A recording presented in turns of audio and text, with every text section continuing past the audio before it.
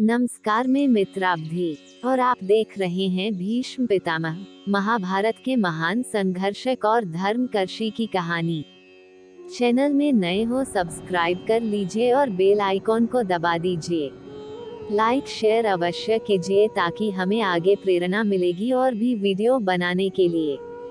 तो आइए इस रोचक महाभारत कहानी को देखें और सुने और अपनी ज्ञान को बेहतर बनाएं। एक बार अपनी गृहिणी के कहने से दयु नामक वसु ने वशिष्ठ ऋषि की कामधेनु का हरण कर लिया।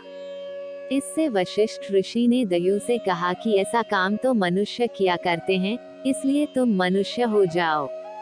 अंत में 8 वसुओं ने वशिष्ठ जी की प्रार्थना की तो उन्होंने ये सहूलियत कर दी कि अन्य वसु तो वर्ष का अंत होने पर मेरे शाप से छुटकारा पा जाएंगे, किंतु दयु को अपनी करनी का फल भोगने के लिए एक जन्म तक मनुष्य लोक में रहना पड़ेगा। ये सुनकर वसुओं ने गंगा जी के पास जाकर उन्हें वशिष्ठ जी के शाप का ब्यौरा सुनाया और यह प्रार्थना की कि आप मृत्युलोक में अवतार लेकर हमें गर्भ में धारण करें और ज्यों ही हम जन्म लें, हमें पानी में डुबो दें। गंगा जी ने स्वीकार कर लिया। वे युक्ति से शांतनु राजा की पत्नी बन गईं। शांतनु ने जन्म से पहले गंगा के गर्भ से जो 7 पुत्र पैदा हुए थे उन्हें उत्पन्न होते ही गंगा जी ने पानी में डुबो दिया था। पत्नी के इस व्यवहार को शांतनु राजा अच्छा नहीं समझते थे, किंतु वे कुछ रोक टोक नहीं कर सकते थे। कारण ये था कि गंगा जी ने उनसे ऐसे कामों में बाधा न देने का वचन आरंभ में ही ले लिया था। अंत में 8वीं संतान उत्पन्न होने पर जब गंगा जी ने उसे भी डुबाना चाहा तब राजा ने उनको ऐसी निष्ठुरता करने से रोका। गंगा जी ने राजा की बात मानकर वसुओं को वशिष्ठ के शाप का सब हाल कह सुनाया। फिर वे राजा को वह तुरंत का उपजा हुआ बालक सौंपकर अंतर्धान हो गईं। यही बालक दयु नामक वसु था जो आगे भीष्म नाम से प्रसिद्ध हुआ। शांतनु ने इसका नाम देवव्रत रखा था। भगवान परशुराम के शिष्य देवव्रत अपने समय के बहुत ही विद्वान व शक्तिशाली पुरुष थे। महाभारत के अनुसार हर तरह की शस्त्र विद्या के ज्ञानी और ब्रह्मचारी देवव्रत को किसी भी तरह के युद्ध में हरा पाना असंभव था। उन्हें संभवतः भगवान शिव और नारायण ही हरा सकते थे, लेकिन परशुराम और भीष्म दोनों के बीच हुई युद्ध में परशुराम जी की हार हुई और 2 अति शक्तिशाली योद्धाओं के लड़ने से होने वाले नुकसान को आंकते हुए इसे भगवान शिव द्वारा रोक दिया गया। शांतनु से सत्यवती का विवाह भीष्म की ही विकट प्रतिज्ञा के कारण संभव हो सका था।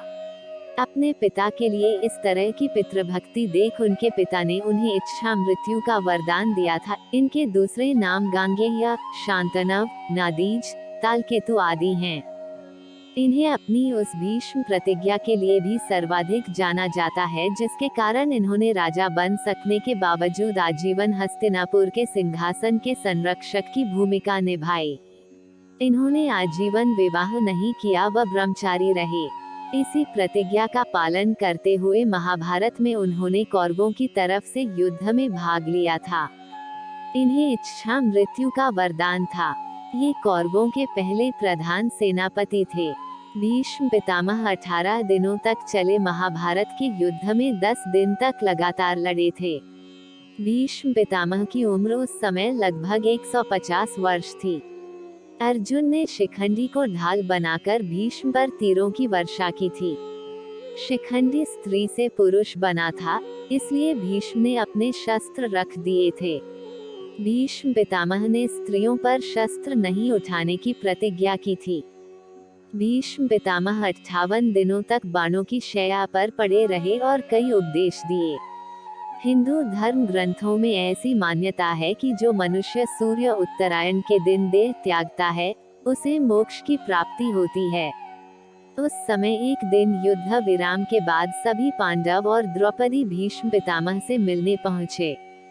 भीष्म पांडवों को धर्म अधर्म की, नीतियों की और ज्ञान की बातें बता रहे थे।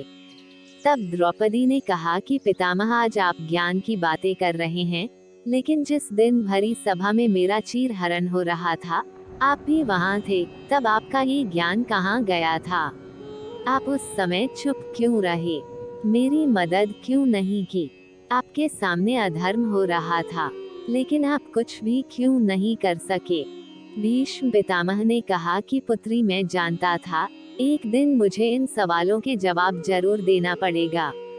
जिस दिन ये अधर्म हो रहा था, उस दिन भी मेरे मन में यही प्रश्न चल रहे थे।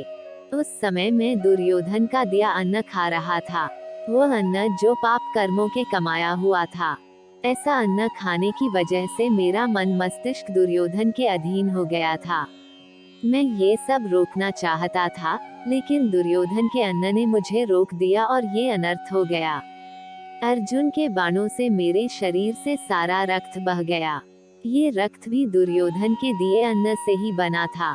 अब मेरे शरीर में रक्त नहीं है, मैं दुर्योधन के अन्न के प्रभाव से मुक्त हो गया हूँ, इसीलिए आज ज्ञान की ये बातें कर पा रहा हूँ। भीष्म की ये बातें सुनकर द्रौपदी संतुष्ट हो गईं और उसने भीष्म पितामह को प्रणाम किया। भीष्म पितामह ने 58 दिनों तक पीड़ा सहने के बाद भी अपने प्राण को रोक रखा और सूर्य उत्तरायण के दिन अपने शरीर का त्याग किया। बाद में उनके शरीर का एक महान समारोह में सम्राट युधिष्ठिर द्वारा अंतिम संस्कार किया गया।